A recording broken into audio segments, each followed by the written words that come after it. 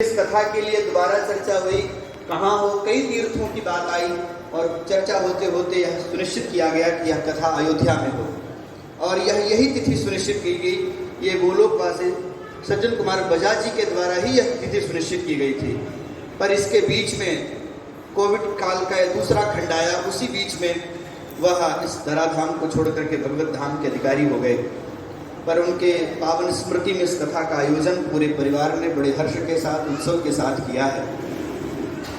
वह हम लोगों के बीच में शरीर से तो नहीं है, पर मानसिक रूप से ऐसा लगता है कि वह जरूर श्री अयोध्या की पावन धरती में बैठ करके इस दिव्य कथा का समास्वादन कर रहे हैं। भगवान से प्रार्थना है कि उनको निज चरण शरण में स्थान प्रदान करें और जो उनकी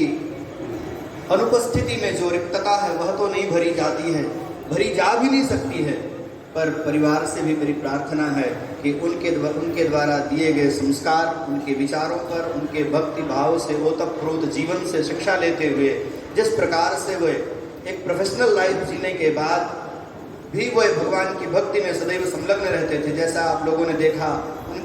वह कोई परंपरागत गायक नहीं थे, लेकिन अंदर से भगवान के प्रति भक्ति थी, तो कितने डूब करके उन भजनों का आनंद लेते थे। वैसे ही अपने इस जीवन में विभिन्न व्यवहार करते हुए उनके द्वारा दिखाए गए मार्ग पर आप लोग चलें और सदैव उनकी स्मृति बनाए रखें। समय समय पर उनकी स्मृति में दिव्य आयोजन भी करते रहें, ऐसे ही सब लोग मिलते जुलते रहें। आप सबको बहुत बहुत साधुवाद, विशेष रूप से राकेश बाबू को, पूरे बजाज परिवार को और उनके साथ में जितने लोग आए हैं सब बड़े श्रद्धावनत होकर के आए हैं। बजाज साहब से जब मेरी बात होती थी, कहते थे महाराज जी हम अयोध्या में 200-250 की संख्या में आएंगे, हमारे लिए जितने कमरे हो सके आप एक जगह से नहीं 4 जगह बात कर लीजिए, हम बहुत बड़ी संख्या में अयोध्या में आएंगे। हमारे कई हमारे बड़े भाई हैं, छोटे भाई हैं, उनके बच्चे हैं, बहुएं हैं। कई बार तो बहुतों का नाम लिया, पर शायद कभी मुलाकात न होने के नाते मुझे नाम विस्मरण हो गया, पर वो सबके बारे में चर्चा करते थे। आज जब यहाँ आप आए हैं तब आप लोगों को देखता हूँ तो वो आपके आने से पहले आपकी चर्चा करके आपको मानो अयोध्या पहले वो पहुंचा गए थे, मन से, शरीर से तो बाद में आप लोग आए हैं। तो उनका स्वभाव ऐसा था। मैं कभी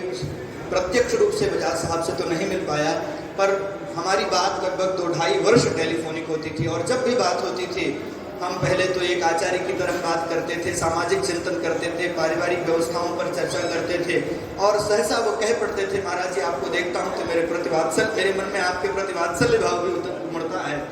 मेरी कभी मुलाकात नहीं हुई थी, मेरी कथा उन्होंने यूट्यूब पर पता नहीं किसके माध्यम से सुनी, वह माध्यम भी उन्होंने कभी चर्चा नहीं किया और कहा कि मैंने आपकी कथा लगभग कई बार पूरे श्रद्धावनत होकर के मैंने अपने घर में जब भी मुझे अवसर मिलता है तो मैं यूट्यूब पर सुनता हूँ। सहसा खबर आई कि बजाज जी नहीं रहे। मुझे याद है वह दिन नवरात्रि का पहला दिन था और मैं श्री अयोध्या जी में ही कथा के लिए निकल रहा था, गाड़ी में बैठा था। उसी समय राकेश बाबू का खबर सूचना आई, शायद कई दिन हो गए थे उस बात को, बाद में हमें सूचित किया आपने और मुझे बड़ी चिंता हुई। और फिर थोड़ी देर बाद बात आई कि महाराज जी ये कथा फिर हम लोग कभी आयोजित करेंगे। अभी उनकी अधीरता के कारण किसी में साहस नहीं हो पा रहा है कि इस कथा का आयोजन हम अयोध्या में करें। पर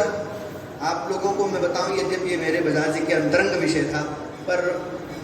उन्होंने कहा महाराज जी जब पहली बार कथा रांची सुनिश्चित हुई थी तो उन्होंने कहा महाराज जी मुझे कैसे विश्वास हो कि आपने मेरी डेट स्वीकार कर ली है।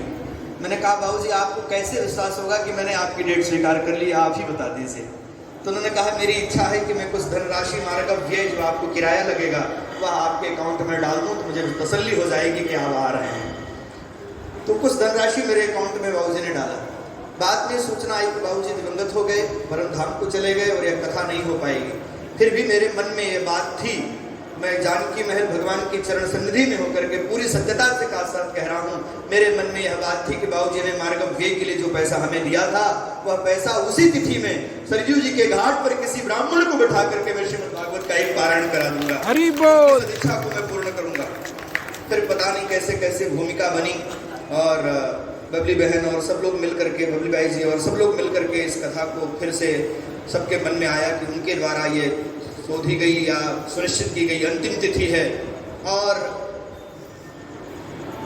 उनके द्वारा आप लोगों को कराया जाने वाला परिचय बहुत होगा। शायद उन्होंने अपने जीवन काल में न जाने कितने कितने लोगों से आपको मिलाया होगा, कहाँ कहाँ घुमाया होगा, पर उनके द्वारा परिचय कराने में सबसे अंतिम व्यक्ति मैं हूँ जिससे उन्होंने परिचय कराया। यह परिचय ढूंढा हुआ उनका था और परिचय तो आप लोगों से बाद में हुआ।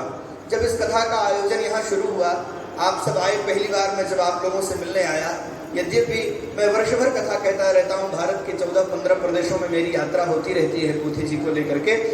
पर जब मैं पहली बार आप लोगों से मिला तो मेरे मन में कुछ संदेह, कुछ प्रश्न, कुछ जिज्ञासा और कुछ उत्कंठा यह भी थी, कुछ थोड़ा सा अंदर से डर भी था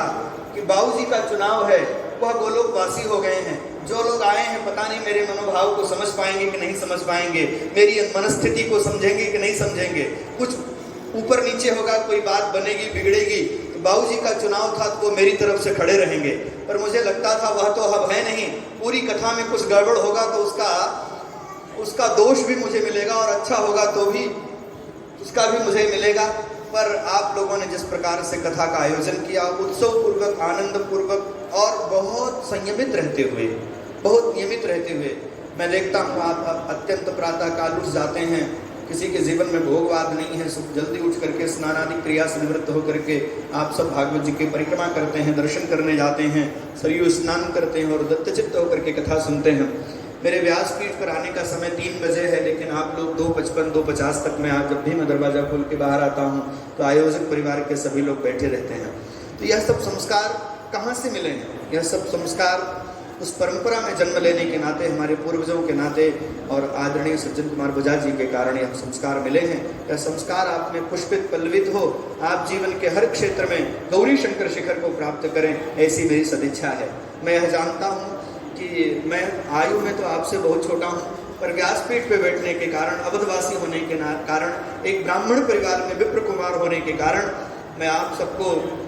मंगल आशीर्वाद करता हूँ कि आपके जीवन में सदैव मंगल ही मंगल हो और अच्छे अच्छे विद्वानों की सरचरण निधि में बैठ करके आप दिव्य भागवतामृत का रसपान करते रहें और भक्ति भाव से ओतप्रोत होते रहें।